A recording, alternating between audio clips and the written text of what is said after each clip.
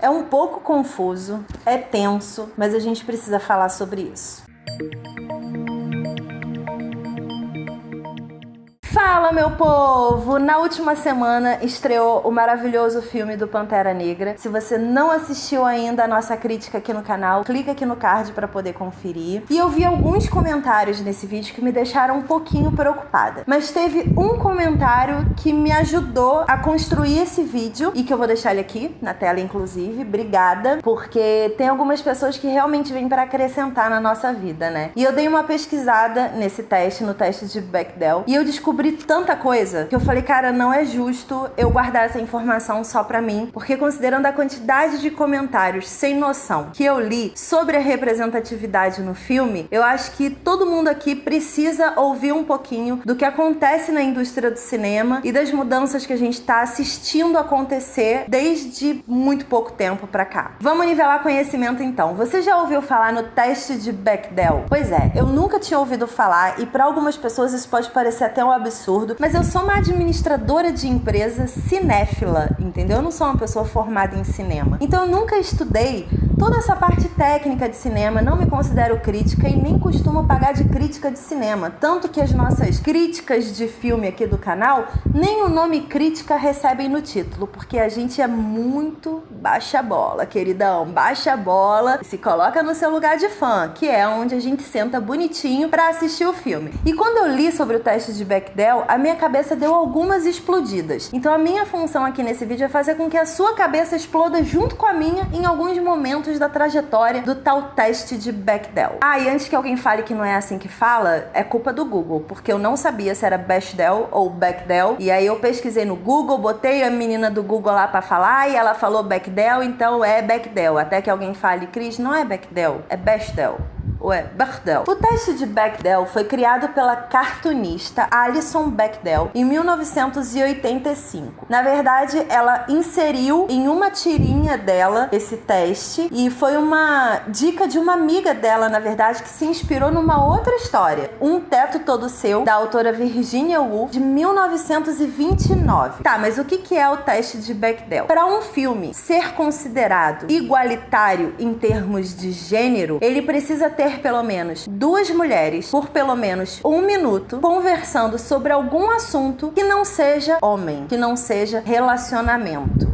É engraçado quando você para pra pensar nesse tipo de teste, porque parece uma coisa muito óbvia, né? Você ter duas personagens femininas conversando por 1 minuto sobre alguma coisa que não seja um homem. Só que quando você começa a analisar as obras de ficção, os filmes, as séries, os quadrinhos, os videogames, você percebe que é muito raro realmente você encontrar um contexto desse em algum conteúdo de entretenimento. As mulheres são sempre colocadas de uma forma muito coadjuvante numa história feita centralmente por homens, para homens e sobre homens. E a grande questão é, quando você tem um teste desse para avaliar uma obra de ficção, para entender se é uma obra dita preconceituosa ou não com relação a gêneros, você começa a expandir a sua mente para diversas outras questões. Por exemplo, em 1985, então, a Bechdel maravilhosa criou esse teste maravilhoso que mudou a história do cinema. A partir desse ano, pessoas da indústria do cinema começaram a avaliar de uma forma diferenciada todos os conteúdos, principalmente os críticos de cinema, que muitas vezes determinam se uma obra é de sucesso ou não para a população geral. Beleza. Mas aí teve um jornalista que questionou as obras que são protagonizadas por mulheres, histórias que são feitas por mulheres, para mulheres, sobre o contexto da vida dessas próprias mulheres. Como, por exemplo, a série Sex and the City, que são 4 protagonistas femininas que durante muitos anos estiveram no centro de um super seriado de sucesso no mundo inteiro. Pasmem, no momento que você lê sobre isso, você fica indignadíssimo. Sex and the City não passa no teste de Bechdel. Inclusive, tem até uma citação de, no meio da série, uma das personagens, que eu não vou me lembrar agora qual o nome, ela fala assim, tipo, cara, é impressionante como nós, 4 mulheres adultas, a gente não consegue ter uma conversa que não envolva homem no assunto. É como se nós fôssemos meninas de 7ª série com conta bancária. E isso é muito verdade. Na maioria das vezes, quando você pega histórias sobre mulheres, geralmente elas se reúnem, elas se encontram e discutem sobre outros homens, sobre os seus relacionamentos, seja com o chefe, com o marido, enfim. São problemas de relacionamentos com homens que fazem com que aquelas mulheres se encontram, se reúnam e tenham uma conversa longa sobre alguma coisa. Esse foi o primeiro questionamento desse jornalista. Aí veio um outro jornalista e falou assim, tá, tudo bem, Sex and the City não passa nesse teste e as mulheres precisam conversar sobre assuntos que não seja sobre homens e seus relacionamentos com eles e tudo mais. Mas e se as mulheres estiverem conversando sobre maternidade ou sobre sua vida dentro do casamento de um modo geral, sem citar os homens em si? Ainda passa? Porque, sinceramente, a vida das mulheres é muito maior do que seus matrimônios e seus filhos. Elas têm uma profissão, elas têm gostos, elas têm escolhas, elas têm filmes que elas gostam, séries que elas gostam, ou seja, a vida dentro de um casamento como mãe é apenas um percentual da existência da mulher. E aí todo mundo falou, tem razão, talvez não seja só a conversa de homens que garanta uma independência narrativa numa história de mulher. Porque se elas estiverem conversando sobre filhos, sobre serem mães, ou sobre serem esposas, ou serem donas de casa, também não seja tão legal assim, porque não tá representando 100% da realidade da vida da mulher. E aí abriu-se uma nova discussão sobre tudo isso. O engraçado é que durante todo esse tempo, desde 1985, várias obras são analisadas positivamente e negativamente dentro do teste de Bechdel e muitos críticos começam a analisar obras antigas. Retroativamente, eles começam a encaixar as produções de maior sucesso em histórias que realmente se encaixam no teste de Bechdel e histórias que não se encaixam no teste de Bechdel. E você começa a questionar toda a existência de mulheres dentro do universo cinematográfico. E é nesse ponto que perde o sentido alguns questionamentos, como por exemplo, nossa, que saco um filme como Mulher Maravilha ser colocado no cinema como um filme de representatividade. Poxa, é só um filme de herói. Tem muita gente que fala isso, né? É só uma história de uma heroína, gente. Vocês não precisam politizar tudo. Se as pessoas não discutirem as intenções da existência daquele conteúdo de entretenimento, a sociedade não evolui. Esse é o ponto de vista ideal. Se você é uma pessoa que não gosta de ver com olhos politizados, com olhos de militância, com olhos de mudança social pro conteúdo de entretenimento, tá tudo bem também. Ninguém é obrigado a ficar enxergando problematização em todos os conceitos. Mulher Maravilha é um ótimo exemplo, inclusive. Claro que é um filme que passa no teste de Bechdel, porque a Mulher Maravilha fala de tudo e raramente ela conversa sobre relacionamento ali na história. Ela tem uma conversa com o Steve Trevor, por exemplo, sobre isso. E esse conceito dela, de visão de mundo diferenciado, de zero depender de homem pra qualquer coisa, é levado inclusive pra Liga da Justiça. Quando você vê, por exemplo, o Batman tendo essa conversa com o Alfred, do Alfred ficar tipo,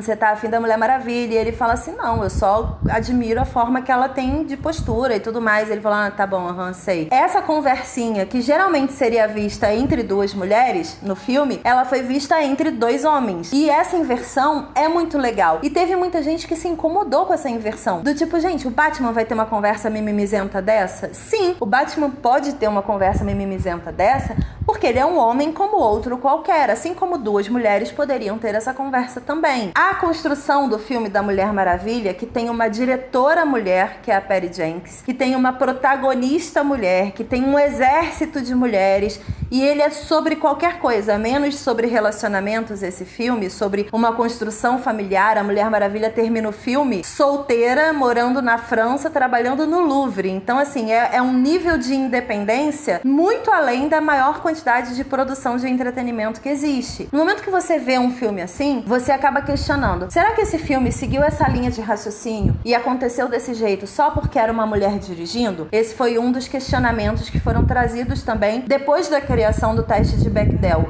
A indústria cinematográfica, ela é muito, quase 100% composta por homens, no âmbito ali de direção, roteiristas, produção e tudo mais. Essa base masculina na estrutura da indústria cinematográfica acaba gerando uma visão de mundo através dos conteúdos de entretenimento muito masculino também. Entenda que quando eu falo masculino, eu zero tô falando machista. Existe a visão masculina dos fatos e existe a visão machista dos fatos. A gente tem que ser justo e não pode confundir as duas coisas, porque existe muito homem homem que vê o mundo através de olhos masculinos, porque é o olho dele, mas que não necessariamente é um cara machista. Então a gente tem que saber dividir as coisas. Então, dentro do conteúdo de entretenimento, por existir essa base masculina de trabalhadores, de profissionais, você acaba tendo uma visão muito masculina também em consequência nas obras. Aí uma jornalista resolveu questionar muito além todos esses questionamentos do teste de Bechdel. Ela perguntou se por acaso a visão de mundo levada para o conteúdo de entretenimento, como todo mundo sabe, é uma visão consequência da vida real. Tudo que a gente vê no mundo do entretenimento reflete a visão daquelas pessoas da equipe que fizeram aquele filme ou aquela série do mundo. Então é uma obra ficcional baseada em fatos reais?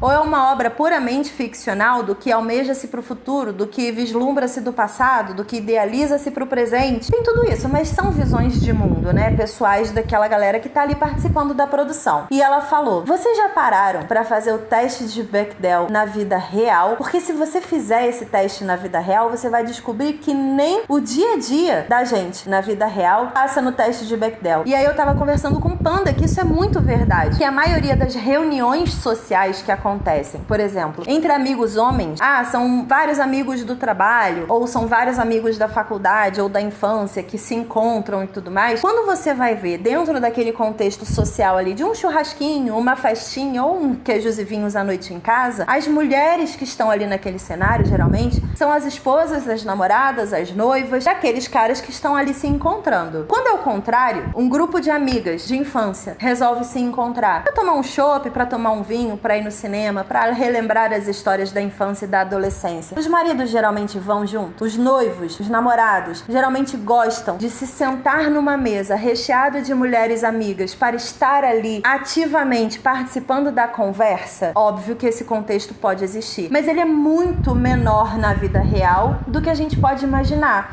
Existem muito mais mulheres coadjuvantes na vida dos seus maridos, noivos e namorados do que homens coadjuvantes na vida de suas esposas, noivas e namoradas. Então, se nem a vida real passa no teste de Bechdel, como que as obras ficcionais, que são basicamente inspiradas na nossa vida real, vão passar? E aí a cabeça de todo mundo explodiu mais ainda, porque é um questionamento muito válido, é um questionamento muito real. Eu separei aqui alguns filmes que passam no teste de Bechdel. Existe um site do teste de Bechdel, tem mais de 4.500 obras cadastradas, eu vou deixar o link aqui embaixo. E eu separei também duas listinhas para ler para vocês, uma com alguns filmes de super sucesso que passam no teste e uma com algumas séries que eu tenho certeza que vocês vão adorar saber quais são, que também passam no teste de Bechdel. Eu vou deixar aqui embaixo o link que vocês vão poder ler tudo isso que eu tô falando para vocês. Vamos lá. Olha os filmes que passam nessa parada: A Viagem de Chihiro, A Chegada, A Cor Púrpura, A Noviça Rebelde, Kill Bill, Garota Interrompida, Cisne Negro e muitos outros filmes. Vai lá dar uma olhada na lista que eu tenho certeza que vai inspirar vocês, inclusive, a assistir de novo a maioria deles com outros olhos. Agora vamos às séries que passam no teste de Bechdel: Sense8, Las Chicas del Cable, Fuller House, Chewing Gum, Orange is the New Black, Grace and Frankie, The 100, Jessica Jones, Supergirl, Agent Carter, Revenge, Girls, House of Cards e Orphan Black. O que eu quero fazer com esse vídeo aqui é talvez levar algum nível de esclarecimento para a mente de algumas pessoas que ainda enxergam com preconceito muitos conteúdos de entretenimento e muitas discussões que nascem a partir desses conteúdos de entretenimento. É importante sim, gente. Eu acho muito complicado quando a gente assiste um filme como Mulher Maravilha ou Pantera Negra e reclama que algumas pessoas estejam sendo um pouco mais politizadas, estejam tendo discussões um pouco mais abertas sobre aquele conteúdo, estejam pensando sobre representatividade, pensando sobre o quão importante é você ter, por exemplo, um elenco praticamente inteiro de pessoas negras representando uma tribo ficcional, de uma história ficcional, de um herói que foi o primeiro herói que não era coadjuvante na história de ninguém, que tinha a própria história e que levou essa cultura para o mundo inteiro de uma forma muito limpa, muito simples e muito direta. É uma história que existe, é uma realidade que existe e você precisa conviver com isso. Então, se essa realidade demorou mais de 50 anos para chegar no cinema e expandir a mente das pessoas e fazer com que várias pessoas que não tinham representação se sentissem representadas, a gente tem que discutir, a gente tem que ficar feliz e a gente tem que sim aplaudir esse acontecimento. Lembrando que se você zero gosta de falar sobre isso, zero gosta de se envolver em temas como militância, representatividade ou qualquer coisa assim, tá tudo bem também. Só respeite as pessoas que gostam de esclarecimentos que vão além do conteúdo de entretenimento simples. Eu acho que essa é a grande questão. É a gente saber que precisa existir um teste para o conteúdo ser inclusivo, que precisa existir um checklist para que as pessoas da indústria do cinema pensem nas mulheres, para além de esposas, noivas, enfim, isso acontece, a gente sabe. Inclusive, para quem acha que o teste do cinema, para ele ser mais inclusivo possível, deveria ir muito além do teste de Bechdel, o mundo também pensa assim. Em 2013 foi criado o teste russo, que avalia a participação de personagens LGBT, não sei todas as siglas atuais, eu parei no LGBT de verdade, por falta de conhecimento mesmo, não tô sendo, desinclusiva das siglas, mas é porque eu não conheço todas as siglas. E em 2013 foi criado esse teste que avalia exatamente a mesma participação que é avaliada para mulheres, para personagens que sejam lésbicas, gays, transgêneros, enfim, todas as pessoas que estão incluídas dentro desse grupo. E o mais importante de todos esses testes é a garantia de que esses personagens fazem realmente parte da trama. Eles não são, por exemplo, a secretária 2 ou o cara da padaria 3 ou o cara daquela lojinha 4, entendeu? Eles são personagens ativos que contribuem para a história de alguma forma. Porque na vida real é assim. Todos nós fazemos parte da vida e contribuímos para que a vida aconteça. Então por que no entretenimento a gente também não pode fazer parte dessa história? Não é verdade? Comenta aqui embaixo o que você achou desse teste, se você já conhecia, se você conhece outras obras que se encaixem nesse teste e que vocês recomendam para que todo mundo assista. Comenta aqui embaixo que é sempre bom essa troca de informações. Inclusive, foi através dos comentários que eu conheci o teste e explodi a minha cabeça 57 milhões de vezes desde que eu li sobre ele na internet. Não esquece de deixar o seu like nesse vídeo, de se inscrever aqui no canal e de clicar no sininho para receber notificação sempre que sair um vídeo novo. Beijo e até a próxima. Tchau!